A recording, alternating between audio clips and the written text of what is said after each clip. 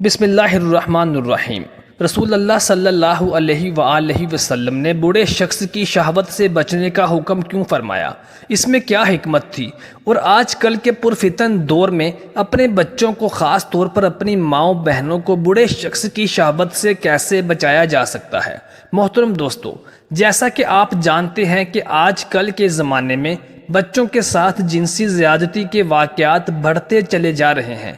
اس کے پیچھے سب سے بڑی وجہ بوڑھے لوگوں کی شہوت ہے، جو اس پر قابو نہیں رکھ پاتے اور وہ طرح طرح کی برائیوں میں گر جاتے ہیں اور بچوں پر جنسی تشدد کرتے ہیں، اور اس کے علاوہ اپنے مقدس رشتوں کو بھی پامال کرتے ہیں، اپنی بہو بیٹیوں کو بھی شکار بنا دیتے ہیں۔ نبی کریم صلی اللہ علیہ وآلہ وسلم نے جن 4 اشخاص کے بارے میں بتایا کہ جن کو اللہ تبارک و تعالی قیامت کے دن اپنی رحمت سے محروم رکھے گا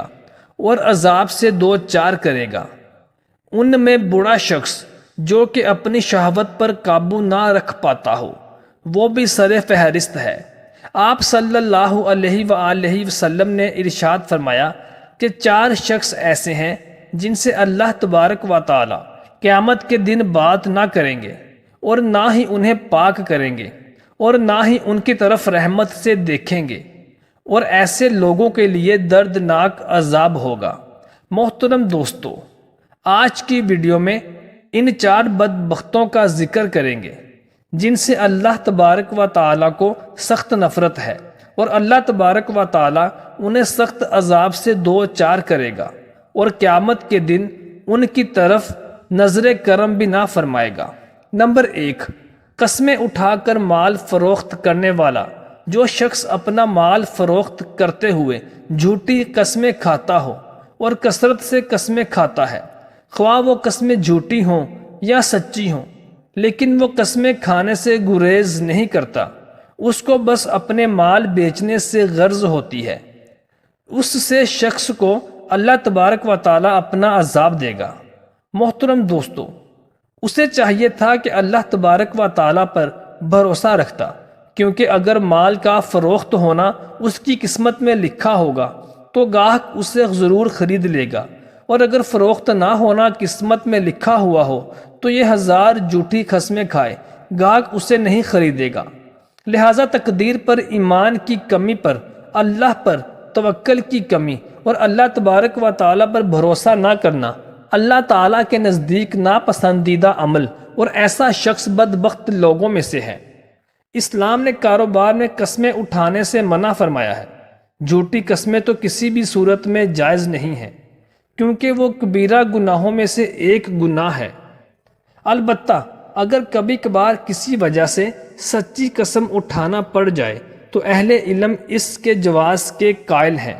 کہ سچی قسم کھائی جا سکتی ہے۔ محترم دوستو، دوسرا شخص جس کو اللہ تبارک و تعالی اپنی رحمت سے محروم رکھے گا اور جس کو قیامت کے دن اللہ تبارک و تعالی سخت عذاب سے دوچار کرے گا، وہ ہے متکبر فقیر۔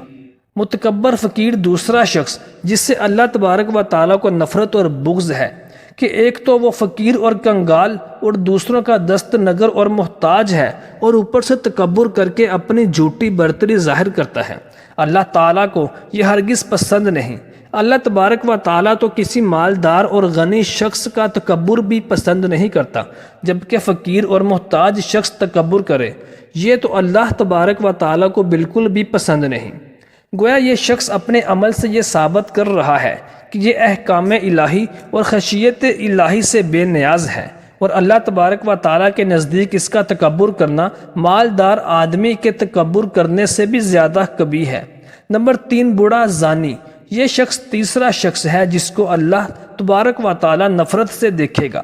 جو بڑھاپے میں زنا کرنے کا مطلب ہے کہ اس کا مزاج بہت بگڑا ہوا ہے اور اس کا دل اللہ تبارک و تعالیٰ کے خوف سے بالکل خالی ہے۔ اہل علم نے لکھا ہے کہ زنا کے اسباب اور محرکات عموماً جوانی میں وقوع پذیر ہوتے ہیں، جب انسان مکمل جوش میں اور اس کی جوانی بھی مکمل جوش میں ہوتی ہے۔ زنا کے اسباب محرکات بڑھاپے میں ختم ہو جاتے ہیں، لمبی عمر اور متعدد تجربات کے حصول سے انسان کی عقل کامل ہو جاتی ہے اور اس میں جماع کے اسباب اور عورتوں کی شہوت کم پڑ جاتی ہے، اور بچی کھچی شہوت کو پورا کرنے کے لیے اس کے پاس حلال ذرائع موجود ہوتے ہیں۔ لہٰذا اب اگر وہ زنا کرتا ہے تو اس کا مطلب صرف یہی ہے کہ وہ ہٹ دھرم ہے، اس کے اندر خشیت الہی نام کی کوئی چیز نہیں ہے۔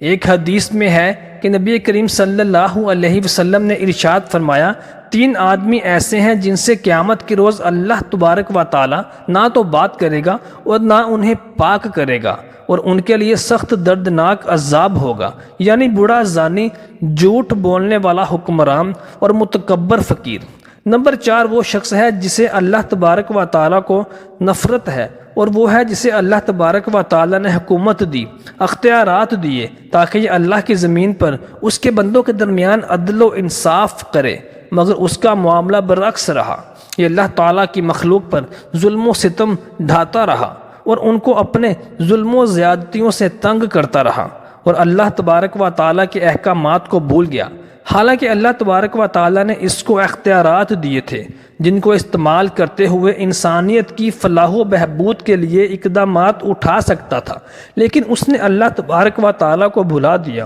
اور اس کی خشیت کو دل سے نکال کر بھلا دیا، اور اس کے خوف کو دل سے نکال دیا، اور دولت کو جمع کرنے کے لیے اپنے عہدے کو ناجائز استعمال کیا۔ ایسے شخص سے بھی اللہ تبارک و تعالیٰ قیامت کے دن کلام نہیں کرے گا اور اس کو عذاب دے گا، اور اس کو اپنے عرش کا سایہ نصیب نہیں کرے گا۔